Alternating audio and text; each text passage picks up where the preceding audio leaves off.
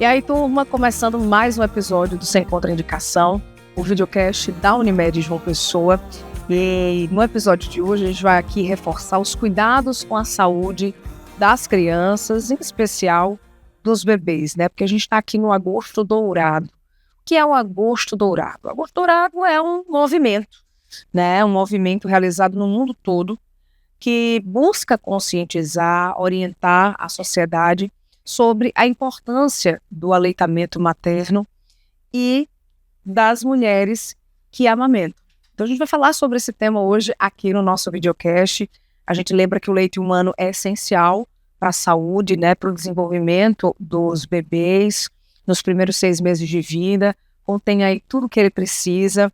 Isso já está comprovado cientificamente, mas a gente vai reforçar na nossa mensagem hoje aqui no nosso videocast. Então, para falar sobre a amamentação, para tirar as nossas dúvidas, as dúvidas das mamães de primeira viagem, a gente recebe aqui a doutora Cáutia Laureano, pediatra, coordenadora médica neonatal da maternidade da Unimed João Pessoa. Seja bem-vinda, doutora Cáutia. Obrigada, Linda. É um prazer estar aqui novamente com vocês. Prazer nosso. Aqui conosco também a Heloíse de França, ela que é consultora em amamentação, enfermeira que também atua na maternidade da Unimed João Pessoa. Seja bem-vinda. Obrigada, Linda, pela oportunidade. Olha, você que está aqui acompanhando esse videocast, preste atenção. O nosso videocast está em várias plataformas. Ele está no portal da Unimed João Pessoa, portal da Unimed. Lá tem uma página exclusiva do nosso videocast com todos os episódios disponíveis, inclusive das outras temporadas. Nós já estamos na 4ª temporada. Nós temos também o canal no YouTube, tá? Se você ainda não está inscrito no nosso canal, inscreva-se. Por que, Linda, eu devo me inscrever? Porque todas as vezes que a gente colocar um conteúdo novo lá, você vai receber a notificação. Além disso, vai ajudar o algoritmo a entender que o nosso conteúdo ele é relevante e pode chegar a mais pessoas, tá bom? Estamos ainda no Spotify, estamos também no Instagram, @Unimed João Pessoa, enfim. Siga-nos aí nas nossas redes sociais e fique por dentro dos conteúdos que a gente compartilha por aqui. Mas vamos lá, vamos começar aqui a nossa conversa. Eu quero começar comentando um pouco sobre a campanha Agosto Dourado, né? Um mês aí todo dedicado à promoção, à proteção e apoio ao aleitamento materno em todo o mundo. A Organização Mundial da Saúde e o Ministério da Saúde recomendam o aleitamento materno exclusivo até os 6 meses de idade, e aí a partir daí é sugerido continuar amamentando, né, de forma complementar outros alimentos até os 2 anos ou mais. O leite materno é um alimento completo, se adapta às necessidades do bebê em cada fase de crescimento e aí oferece proteção, nutrição ideal aí para os primeiros meses, anos de vida. Então a gente começa aqui reforçando, né, a importância do Agosto Dourado, o aleitamento materno, muitas vezes chamado, doutora, de padrão ouro, né, no que diz respeito à alimentação infantil. Então eu começo lhe perguntando o que é que torna esse alimento tão poderoso, tão especial. O leite materno, na verdade, ele é um tecido vivo.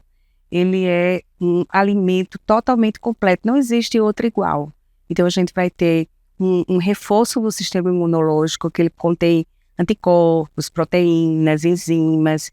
Ele vai reforçar a microbiota intestinal da criança, a modulação do cérebro. Então, é todo um contexto de coisas ricas que tem no leite materno, que vai ser responsável por um desenvolvimento neuropsicomotor da criança e um fortalecimento dessa imunidade dele. Daí a importância imensa dessa nossa campanha do Agosto Dourado, que é realmente, como você falou, a Semana Mundial da Amamentação engloba todo o globo, né? Sim, sim. No caso para as mamães, né? Quais são os ganhos físicos, emocionais, por exemplo, que esse momento proporciona? A amamentação, o principal ganho é esse vínculo afetivo, esse vínculo emocional. Então isso aí é muito importante. Para você ter uma ideia, existe evidência científica que fala que se o bebê está doente, o próprio leite materno ele vai ter mais componentes de proteção, mais anticorpos naquele momento. Isso é evidência científica. No momento do nascimento, que fala muito na hora ouro, né? Então ela é importante para quê? Diminuir a hemorragia da mãe, pela contração do útero, além do vínculo que a gente já falou, tem muitos outros benefícios a longo prazo, redução de diabetes, de câncer de ovário, de mama. Uhum. Agora, Heloísa, tem um momento ideal para começar a amamentação, né, após o nascimento? Por que essa hora de vida ela é tão importante, tão especial? Pronto, né? Assim que o bebê nasce, a gente já começa aí a já colocar o bebê para mamar. Então, não existe uma hora específica, o momento é aquele. Por isso que a gente diz o momento ouro, o golden hour, né? E aquele momento, o bebê nasceu, a oportunidade que se tem, a gente já coloca aquele bebê ali no peito, no contato da mãe. Porque aquilo vai manter aquele calor, a temperatura do bebê, ela se normaliza, né? Nesse contato pele a pele. E o contato pele a pele é contato pele a pele mesmo. O bebê sem roupa, a mãe sem estar com nenhuma bata, né, que fica em cima dela. Então, esse contato, esse calor, ele já é primordialmente muito importante. Tem bebê que faz a própria busca ativa naquele momento. Ele já sabe onde é o território. É mesmo? Fica buscando.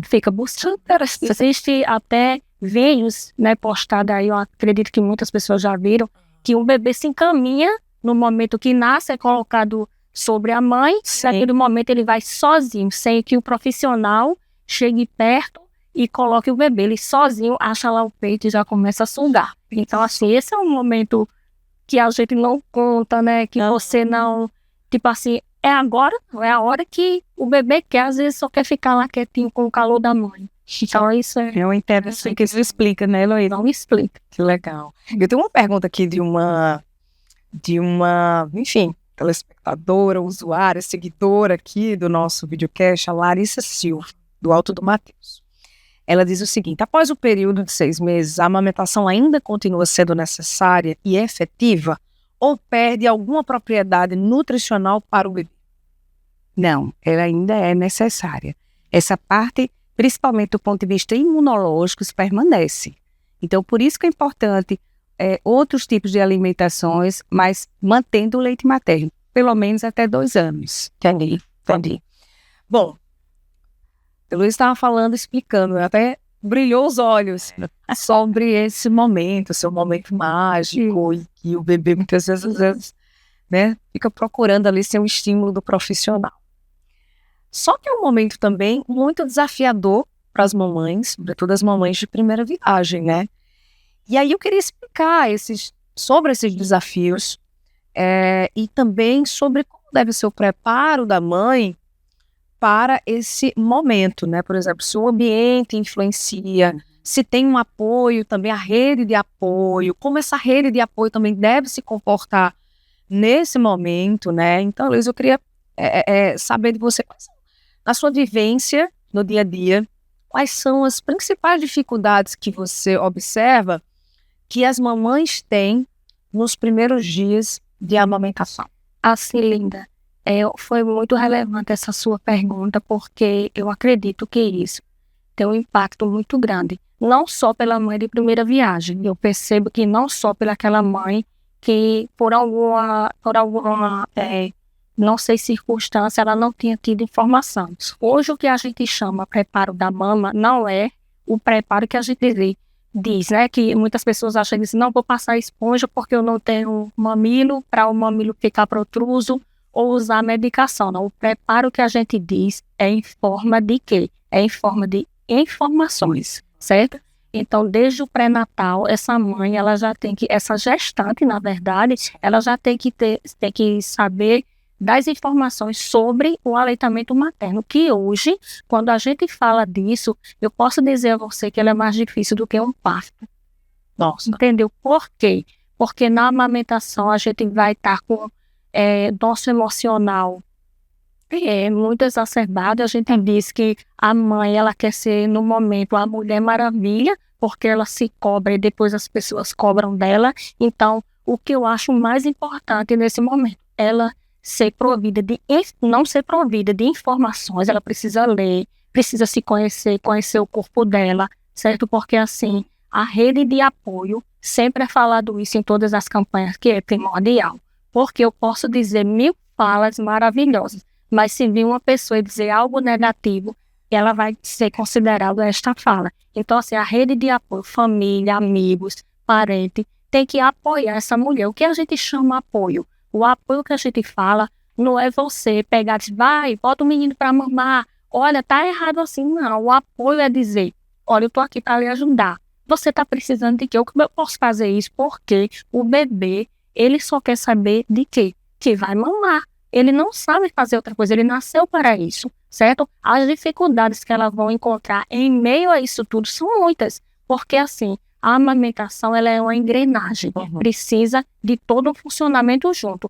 A questão da sucção do bebê precisa ser efetiva, a mama ela tem que ser favorável, mas em algum momento ela não vai ser favorável. Aí a mãe antes dizendo, mas me disseram que meu mamilo é um mamilo plano.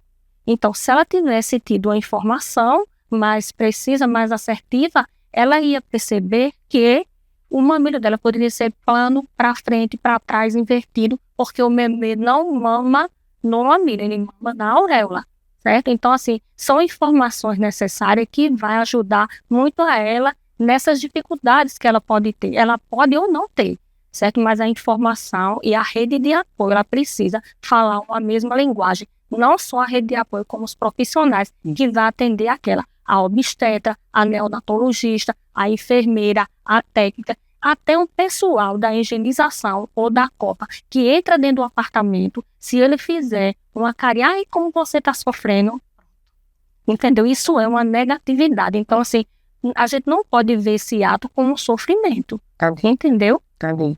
Mas dói? Na verdade, não é para doer. Não é para doer. Não é para doer. Tem um desconforto, né?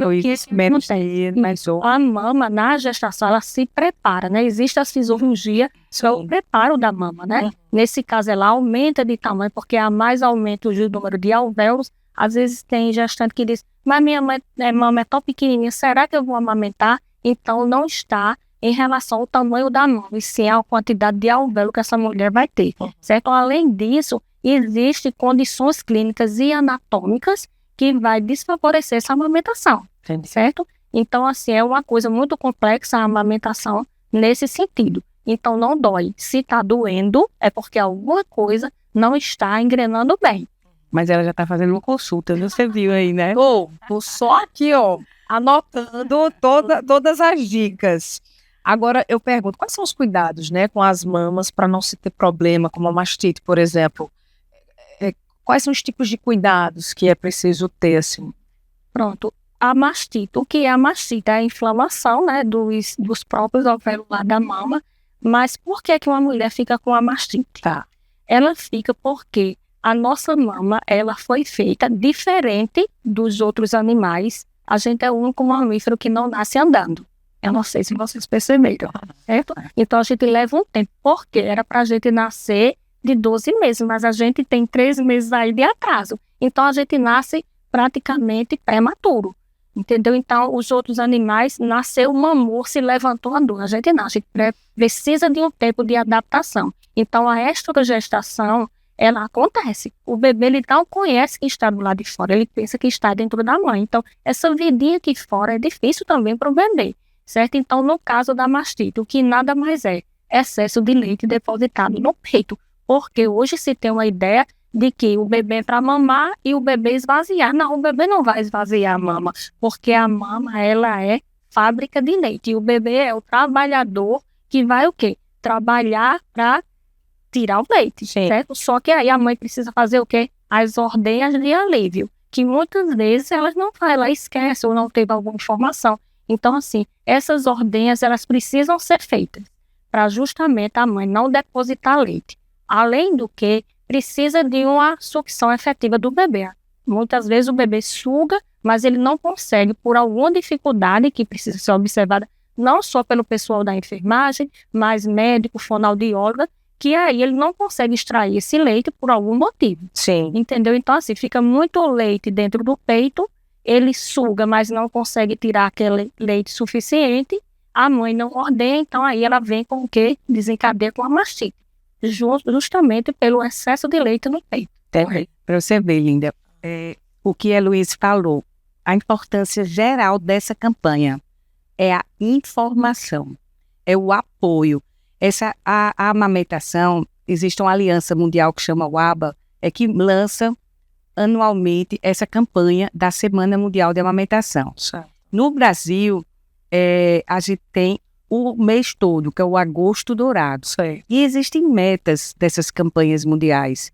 Por exemplo, a meta atual do ABA, que é o mundial, é atingir a amamentação em torno de 60%. O Brasil, ele já está com a meta maior, atualmente, para atingir 70%. Aí fizeram uma análise. Por exemplo, em 1980, 90, que a amamentação era em torno de 4,7%. Enquanto que em 2019 subiu para 47%. E por que isso?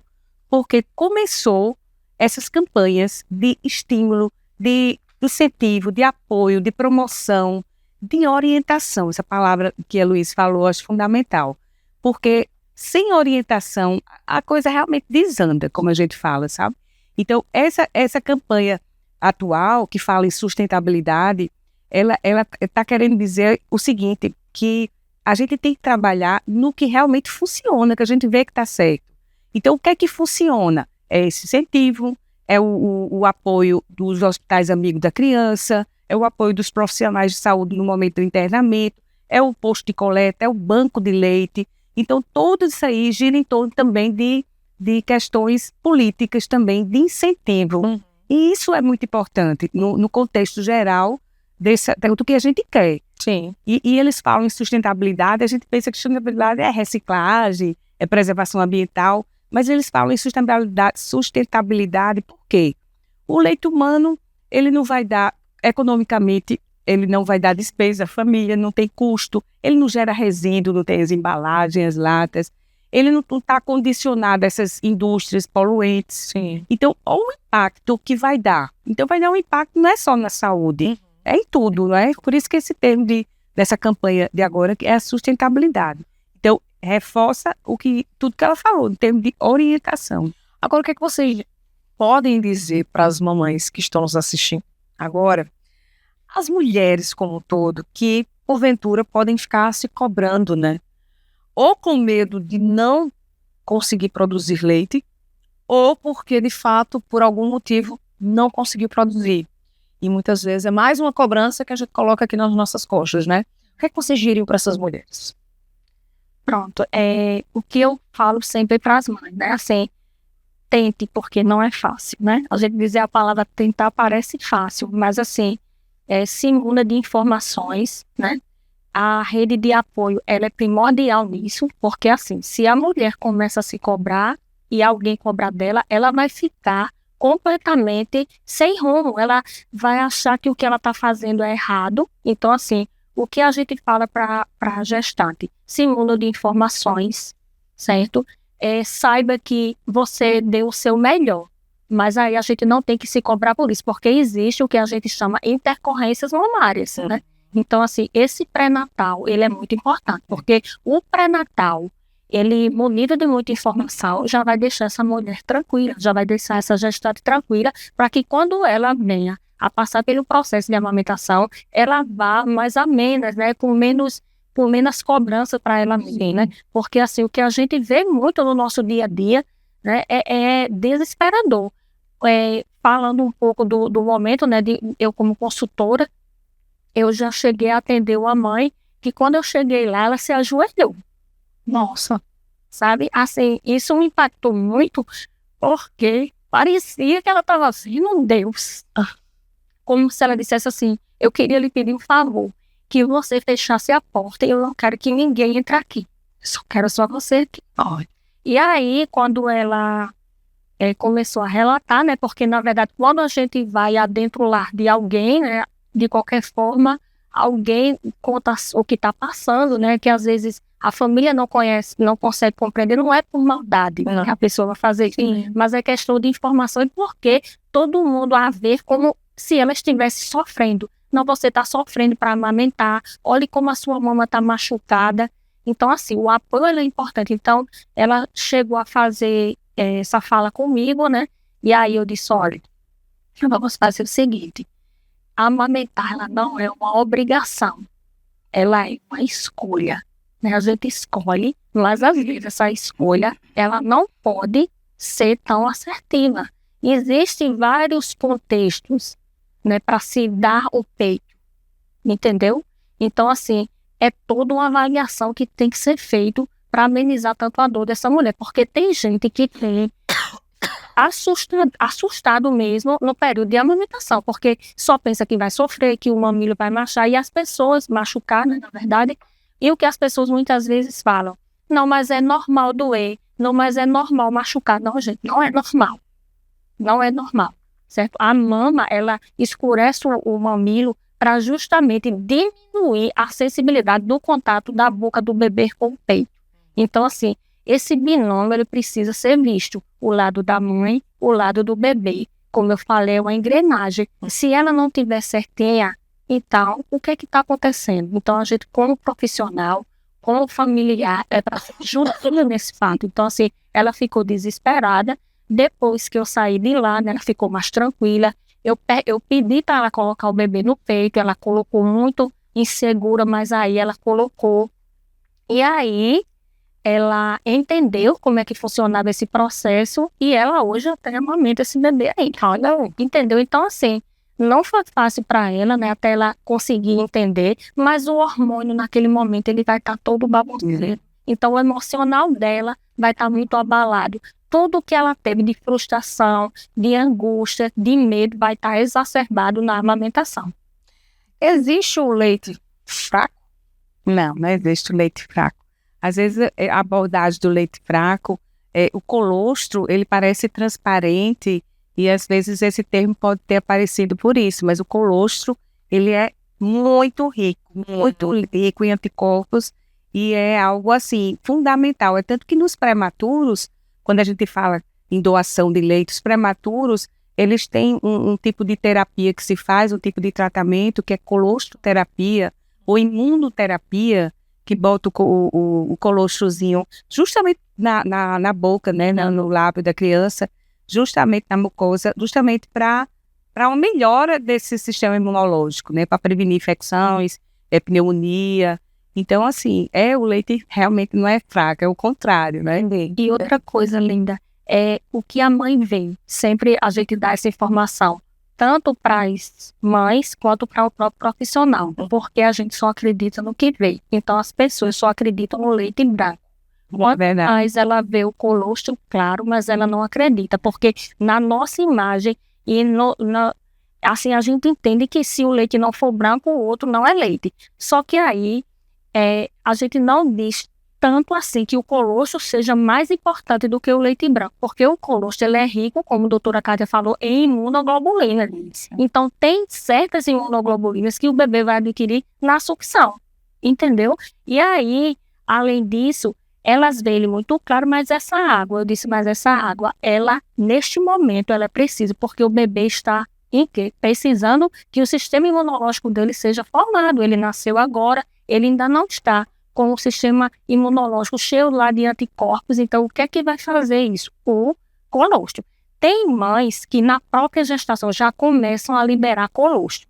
Existe projeto em outros estados que eles começam a juntar colostro e armazenar para que ele seja ofertado depois que ela ganhar bebê. A gente faz muito isso, né? Isso pode ser feito, né? Ele é armazenado e com os mesmos cuidados do leite pasteurizado, mas ela está tirando dela, né? Então ela tira numa seringa, aquelas de 1 cc, ela vai coletando aquelas gotas e aí vai armazenando para dar ao filho dela depois, porque pode acontecer de ela ter alguma intercorrência mamária e que não consiga, vamos supor, não dar de mamar. Ou então você deu uma gestação de risco para um prematuro, a uma gemelaridade, né? São gêmeos, então tem aquele risco maior de ser prematuro, então ela já está fazendo o armazenamento do colostro. Só me diga uma coisa, como é que a mãe sabe que aquele leite ele é suficiente?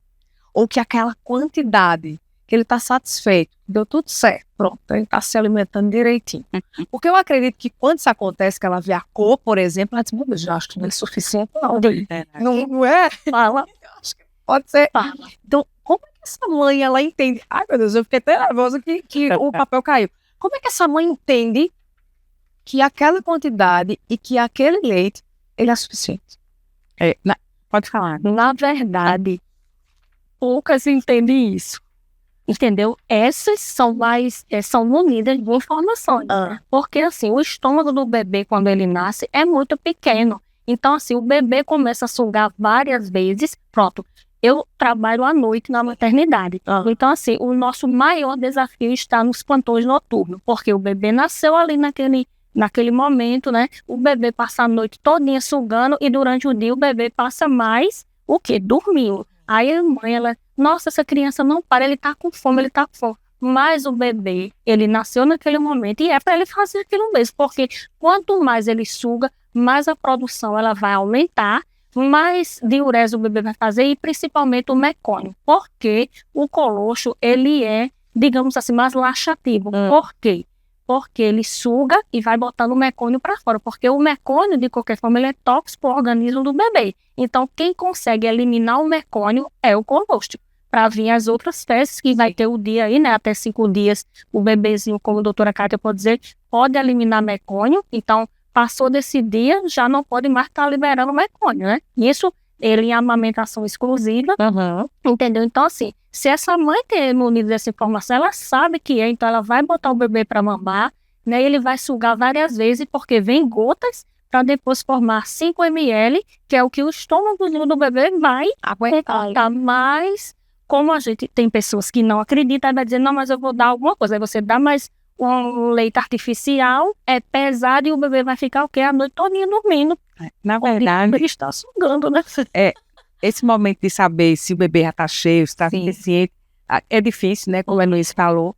Mas aí quem vai saber mais é o bebê do que a mãe. Entendeu? Então diz a mãe, olha, ele vai ficar saciado e vai parar de sugar e vai colocar para rotar, tudo mais. Então, assim, o bebê sabe daquele momento, a demanda. Então, quantos minutos eu tenho que ficar em cada mama? Não existe nada disso taxativo.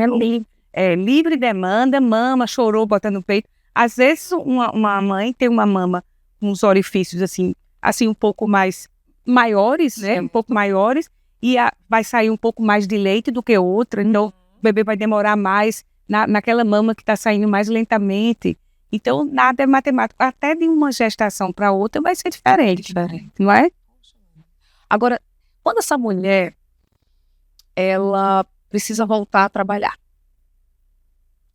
como é que ela faz para manter, né, a questão da amamentação e quais são as orientações, né, que vocês acreditam que faça diferença durante essa fase, esse momento em que ela volta a trabalhar e ali ela precisa deixar o leite, como é que ela precisa ir nesse momento? É quem entra, muito importante, a rede de apoio. Porque não é só dentro de casa, é no trabalho, né? Em tudo ela vai ter aquela hora especial. Hoje em dia, a gente tem algumas, como é que a gente fala? Algumas, assim, benesses que a mãe tem, assim, licença maternidade, a licença paternidade, aquele direito de sair um tempo para amamentar. Então, ela tem que ser orientada, né? Tendo a rede de apoio, ela tem que ser orientada a um armazenamento, né? Então, ela vai um posto de coleta na maternidade que o bebê nasceu, para orientar como é que faz a ordenha, como é que armazena, principalmente como é que é a coleta, aquela coleta com higienização adequada, como é que vai ser essa armazenamento, tá? Então, isso daí, essa informação anterior ao trabalho, isso é muito importante. Certo. Para poder manter, porque pode haver o trabalho e manter a amamentação. Exatamente. Lá no hospital da Unimed mesmo, a gente tem um posto de coleta, né? Temos as equipes que passam nos apartamentos fazendo as orientações. O enfermeiro também faz a parte de orientar, porque essa mãe vai precisar, depois que ela tiver alta, né? Ela com certeza vai ter dúvida de como é que vai fazer esse armazenamento do leite. Então, a gente tem um posto de coleta lá, que ele se encarrega de fazer essas orientações. A gente dá panfletos que vem informando como é que deve ser feito, como é que é coletado, como é que é armazenado, né? Todos os cuidados também. Temos as mães doadoras, né? Também, que são aquelas que têm uma demanda alta de leite, então elas doam, né? Porque esse leite vai para a pasteurização, que a gente é atrelado ao nosso posto ao do Anita Cabral, né? Que o pessoal passa fazendo a buscativa. Tanto a gente tem buscativa em domicílio, a gente pega também, das mães que são doadoras, elas recebem toda a orientação de como tem que armazenar, coletar, né? Porque tem que ter com a higiene, Os cuidados, né? Sim, cuidados para não haver contaminação desse leite. Elas também, a gente, para fazer, para as mães que querem ser doadora, geralmente a gente dá aquela orientação, os exames laboratoriais que são precisos, geralmente são sorologias, né, que tem que estar tudo em ordem, porque passa por processo, né, se esse leite vai dar para doar ou não, para pasteurização. Então, assim, a gente tem o nosso posto de coleta que faz toda essa parte de orientação.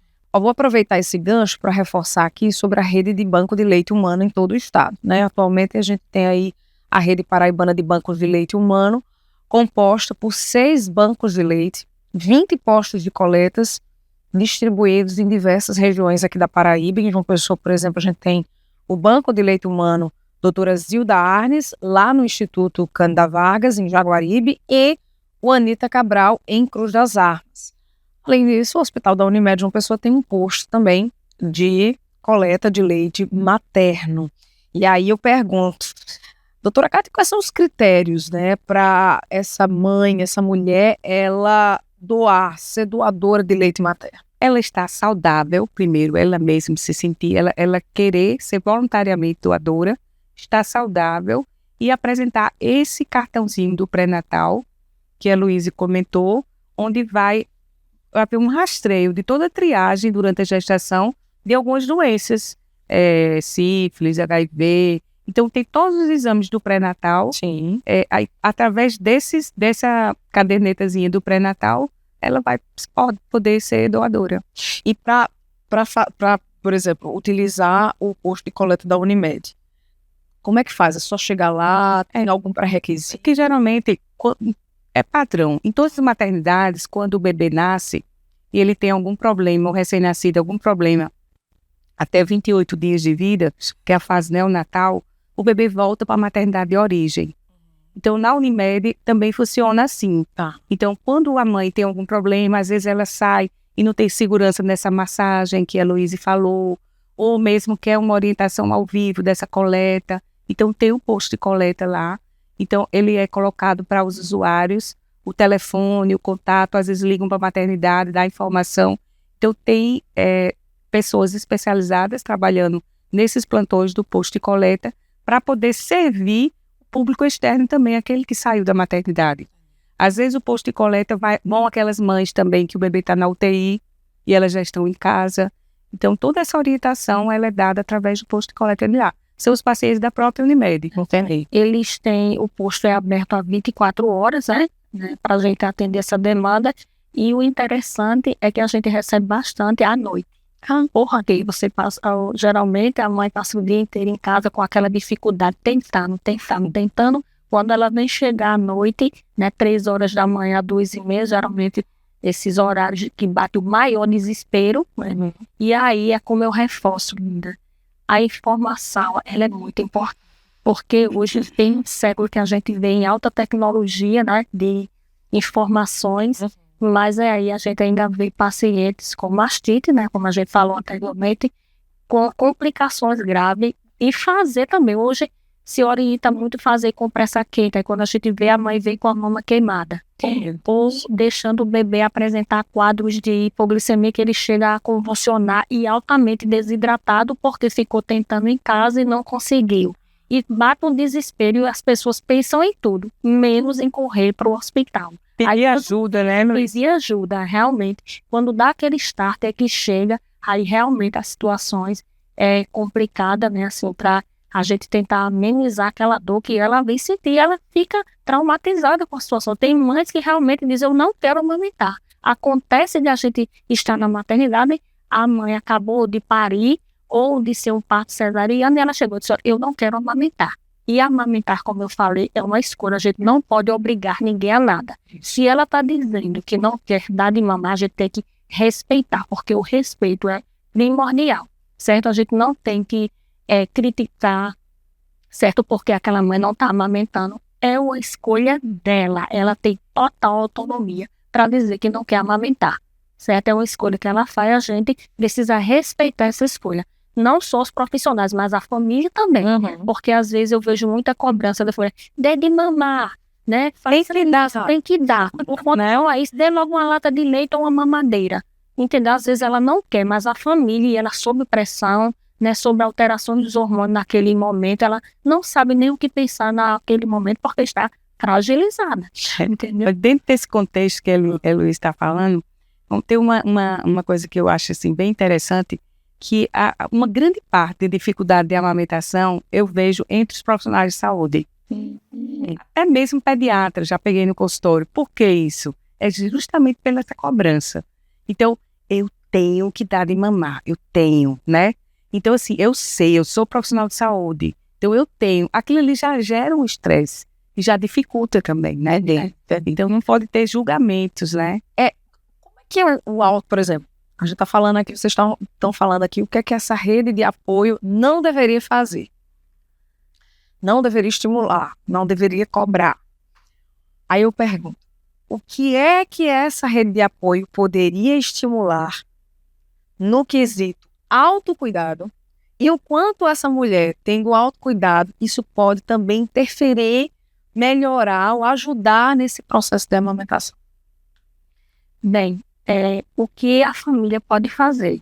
Primeiro, apoiar, né? Respeitar, porque naquele momento a gente percebe que quando elas chegam, né, a família faz logo uma coisa, bota logo no peito. Gente, mas assim, naquele momento, possa ser que o bebê não queira mamar, ela esteja com dor, ela esteja cansada, entendeu? Então, assim, já começa daí, na própria maternidade, está cobrando dela. Então, assim, ele se munir também de informações. O que é que eu posso estar ajudando? Eu trocar a fralda do bebê. Isso vai ajudar muito aquela mãe. Se ela está cansada, eu vou trocar a fralda. Se o bebê está chorando, eu vou pegar no colo, eu vou botar para arrotar. Até o próprio pai, a gente ensina muitas vezes a ela fazer essa troca. Assim. A gente sabe que as pessoas tremem naquele momento que vai tocar no bebê, né? Porque muitas vezes, nossa, eu vou quebrar o bebê.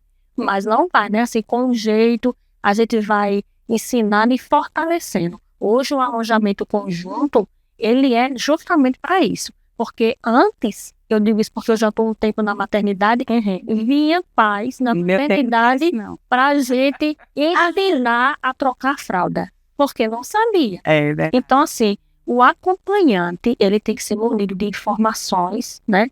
Procurar ler, né? Procurar apoiar, respeitar. É o momento que ela fez, né? Mas, assim, a gente não vê muito isso hoje em dia, infelizmente. Né? Uma coisa interessante que a Luísa está falando da disponibilidade da família nessa rede de apoio. E a rede de apoio não é só dentro de casa. É justamente essas estratégias que a gente está falando aqui, entendeu? É o hospital que é amigo da criança, é esse posto de coleta existir, que a Unimed dá apoio nesse sentido. Os bancos, são os bancos de leites, agentes de saúde mesmo. Então, todo esse contexto dentro de casa é o principal, Sim. Mas também fora, entendeu? Por isso que a campanha atual é assim, fortalecer o que já funciona, porque foi visto que todo esse incentivo, toda essa capacitação, orientação, vai fazer com que o aleitamento materno ele seja mais evidente, né? Aumente esse percentual. Então, esse apoio dentro e fora também. Né? Bom, chegamos num momento aqui do nosso episódio que se chama o quadro Mente Ativa. A gente tenta estimular as pessoas a momentos de lazer, descompressão, né? Através do exemplo de vocês. Então, eu quero saber o que é que vocês têm feito diante de uma rotina, né, muitas vezes intensa, de trabalho, de compromissos, para cuidar da saúde física, mental, da espiritualidade, do bem-estar, enfim. O que é que vocês fazem no dia a dia para cuidar mais da saúde? Bem, eu, por aquilo que pareça com a minha rotina, altamente, para quem conhece, né, com a rotina frenética. Ai, meu Deus. Mas agora, por incrível que pareça, eu entrei numa academia que é para poder cuidar da minha saúde, porque eu também preciso ser cuidada, né? Claro. Uma vez, uma psicóloga que eu assisti uma palestra dela da Universidade Federal aqui da Paraíba, ela falou assim: somos doentes cuidando de outros doentes. Olha só, aí aquilo me deu um enxergo, né? Porque na verdade é isso. A gente cuida tanto dos outros, mas às vezes a gente se esquece muitas vezes da gente, não? Então, assim, eu tento nos finais de semana não ficar muito com o celular. Na verdade, eu esqueço ele em todos os lugares. Então, assim, eu tento não me ligar nas redes sociais, E agora eu entrei numa atividade, porque eu preciso também me cuidar, né? Mas eu não ser mãe, mas assim, é muitas crianças para cuidar, para informar, né? Isso. Então, assim, é importante. Com Então, eu vou certeza. fazer isso aí Aí, quantas vezes na semana? 3 vezes. Boa. Que aí eu tento ligar, né? Vai de cedinho de manhã. Aí vai uma vez de noite, né? Porque tem que fazer alguma coisa com para certeza. cuidar da saúde, para poder cuidar dos outros. Doutora Carla. Né? Eu também entrei, né, na academia, essa meta de saúde física e mental, né? Estou tentando. E eu gosto muito de caminhar na praia, sozinha. Eu caminhar na praia, penso na vida, não penso, só olho. Eu adoro ler também, adoro ler livros, caminhar na praia. Gosto muito de vinho, um vinhozinho, e viajar, né? Para mim, eu já sou diferente. A minha rotina, com a graça de Deus, eu me permiti trabalhar um pouco menos, entendeu? Então, uma aposentadoria de ser funcionário público, eu me dedico muito à Unimed e estou tentando dedicar a minha vida mais a meus filhos e a mim, tá? Então, é nisso que eu estou tentando. E eu gosto de viajar perto, viajar longe. É o que me faz feliz. E reunir a família. Aquele almoço no domingo com os filhos. Estou esperando ter neto, porque não tem ainda, né? Mas doida para ser avó, o cobrança. Mas essa reunião de família, reunião também com meus irmãos, que a gente uma vez por semana tem um cachorro quente na casa da minha. Então são coisas assim coisas simples, né? Fazem feliz. Que coisa boa. Muito bem. Então, você que está aí assistindo a gente, de repente você está se perguntando qual é a minha atividade, o que é que eu tenho feito para cuidar mais da minha saúde e de repente não encontrou. Então tem um ponto aí para você repensar, né? Então, através dos exemplos delas, e você também conseguir encontrar aí o seu ponto de equilíbrio, cuidar do seu bem-estar, da saúde mental, da saúde física também, cuidar mais de si, tá?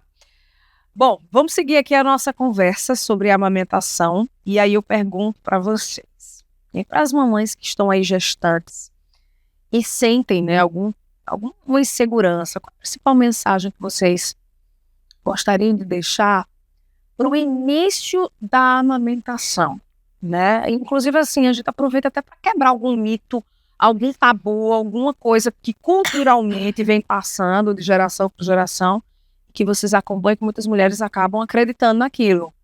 Então, o que é que vocês gostariam de deixar aqui para essas mulheres que estão passando pelo início da amamentação, né? E que elas, de repente, uma luz, né? Uma coisa que eu acho muito interessante é que às vezes a gestante já chega assim que não vai dar de mamar. Por que não vai dar de mamar? Não, porque minha mãe não deu, minha irmã também teve menino e não deu. Quer dizer, isso não existe. Cada gestação é de uma maneira e não existe, porque minha mãe não deu de mamar, eu não vou dar de mamar, né? Eu acho que a chave de tudo é um pré-natal bem feito, tá? E a pessoa reconhecer a importância de um aleitamento, porque é uma herança, né? Você sabe que agosto dourado faz alusão justamente ao dourado do ouro do leite, né? Que vale ouro. Então, essa informação sobre, assim, a importância vital do aleitamento para uma criança, para seu desenvolvimento, até cognitivo, tudo. Então, isso aí é que é importante. Então, essa mãe, ela tem que se preparar e não ver uma coisa assim, de ser uma escolha, como a Luísa falou, né? De ser uma escolha, a gente não pode plantar tudo assim, como se fosse tudo um mar de rosas. Porque existem realmente mães que têm mais dificuldades. Mas é pensar positivo, ter o conhecimento e ter a vontade. Isso é muito importante porque hoje, se a gente fazendo uma analogia, muitas pessoas dizem, por que aquela mãe que não é munida de tanta informação, ela não tem problema no aleitamento materno e as pessoas que têm mais conhecimento, ela tem. Você saberia sim dizer por quê? Uma diferença? Não. Porque a mãe que não é munida de informação, ela não tem escolha. E hoje a gente tem. As pessoas que têm mais informação, ela tem escolha. E qual é a escolha? Dar o leite artificial. Certo? Então, assim, porque a mãe da própria, que não é munida de, não estou falando digamos assim, conhecimento científico, as que tem mais informação, porque tem, né? A gente que tem o próprio operadora que fornece, como a gente está fazendo aqui, né? Pouquíssimas pessoas vai conseguir ver isso aqui, né? Porque ela é o tempo todinho dando de mamar, e a outra que tem conhecimento trabalha mais, né? Não pode aproveitar aquele momento, né? Já fica preocupada. Quando começa a amamentar, já está preocupada em uma fazer, em uma coisa, outra. Não, a mãe... E se você olhar e analisar, essas crianças são muito mais saudáveis do que a nossa. Não é, doutor Cádia? Porque assim, ela levantou a roupa, deu no peito. Hoje a gente tem uma certa vergonha de mamar em público. Verdade. Né? Porque a gente acha aquilo que é uma parte sua que está sendo exposta, eu não tô nem aí. Eu já fui em países que o pessoal pega as índias mesmo, bota a mama para trás, dá o mamão me desganchado, E tchau. e tá tranquilo. E são crianças saudáveis, muito mais do que a nossa. E a gente é munido de informação e elas não. E por que o dela dá certo e a gente não? Entendeu? Então, apesar da gente ter mais informação, mas parece que ela não chega e a gente não aceita ela. Entendeu? Então, assim, não é fácil amamentar, não é fácil, ela é desafiadora. Certo? Mas, assim, com informações, né? Apoio, né? E apoio, dá certo. Dá né? certo. E Acho que a gente está aqui conversando. E pode dar certo para todo mundo, né? Isso é importante, que não existe leite fraco e que todo mundo tenha capacidade de tentar de mamar. Lógico que alguns com mais dificuldades do que outros, né? mas aí pedir ajuda também. Além de buscar orientação, pedir ajuda. E a ajuda de pessoas que são capacitadas nisso, porque eu não posso pegar qualquer pessoa que não saiba, né, dar uma informação precisa, né, dar uma informação que em vez de ajudar vai prejudicar. Isso. Tanto o binômio, né, porque existe ali duas pessoas, né. O pai, ele é primordial nisso aí, porque ele quem vai estar ali controlando visita. É uma coisa que eu vejo muito na maternidade, é o seguinte, a mãezinha lá sentada, a mãe sentada, o menino ao lado e 5, 7 visitas, e toma a conversar. E a mãe ali, porque ela se sente tão inibida em falar, porque assim, ela não tem que estar fazendo sala para visita. Entendeu? Mas eu me fazer isso. Vamos todo mundo embora, todo mundo arrumar o que pode me deixar. Aquele momento é o momento único dela. Ela tá com dor, ela tá cansada, entendeu? Então, muitas vezes a pessoa vai para a maternidade, fica sentadinho lá o dia todo. E ninguém chega e se levanta e diz assim, eu posso tocar a fralda do seu bebê? Eu posso ajudar você a colocar o bebê? O ideal é que nem visite na maternidade, né? O ideal realmente é esse. Que é o momento deles mesmo. É um momento dele que eles vão estar aprendendo e ele se sente seguro em cuidar do filho dele em casa. Tanto o bebê está aprendendo, como a mãe também. Né? Um vai ensinando o outro. Bom, a gente está chegando ao fim desse episódio. Queria muito agradecer a participação de vocês e deixar aqui aberto para que vocês possam deixar uma última mensagem, alguma orientação que vocês queiram reforçar nesse finalzinho aqui de episódio. Quer falar? Pronto, o que eu quero dizer para todas as mães, né? Independente delas amamentarem ou não, que elas se mudam de informações. Procurem ajuda, procurem profissionais capacitados que realmente possam ajudar, né, a ela passar por todos esses desafios, né? E a escolha sempre é primordial, né? Tem que respeitar a decisão dela, né? Mas assim, fortalecendo a rede de apoio é primordial. Essa é tanto dos profissionais de saúde, porque começa em casa, na maternidade, em casa novamente. Sim. Entendeu? Porque assim, o que a gente vê é que às vezes até a fala do profissional negativo dentro de um serviço quebra todo esse ciclo aí da amamentação. Então assim, que ela se fortaleça de informações, que se informe, porque assim, a gente tem muitos livros, tem muitos vídeos, né, que ela pode estar assistindo, né? Não precisa ela contratar uma pessoa para estar ensinando a ela a fazer, ela pode se munir de informações baseadas em evidência científica, porque aí a IA tem muito munida de informações, o Google, mas a gente precisa saber se tem evidenciação científica, se aquilo que está informando, alguém passou, se tem um grupo que foi feito e que deu certo, né? Porque muita gente faz tantas coisas, tem gente que vem com informações que eu nunca nem ouvi falar, né? Porque ouviu falar, não, a informação ela precisa ser assertiva, né? E aí que ela se tranquilize que amamentar ela não é um mar de rosa, mas também não é ruim. Ela tem essas duas vertentes, certo? E que se tiver apoio, todo caminha tranquilamente. Eu costumo dizer, Linda, às mães assim, que a maior herança que você pode dar a um filho é você amamentar, tá?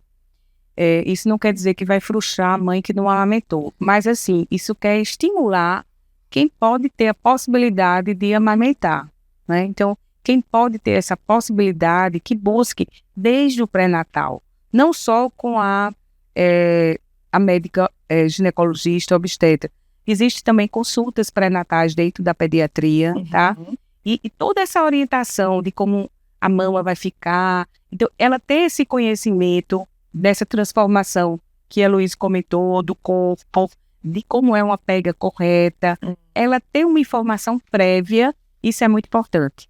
E muito importante também, eu acho, é a pessoa ter uma mente aberta para, além de buscar orientação, de pedir ajuda, sabe? Sim. E aí é que é importante essa rede de apoio familiar e externo também. Gente, muito obrigada pela participação de vocês, tá? Obrigada a você também por estar aqui conosco, acompanhando esse conteúdo. Aproveita e faz um favor. Partilha esse conteúdo, coloca aí no grupo da família, do condomínio, das amigas, dos amigos, para que mais pessoas possam ter acesso a esse conteúdo tão rico, tá bom? Te espero aqui na semana que vem com mais informação para você cuidar ainda mais da sua saúde. Até lá!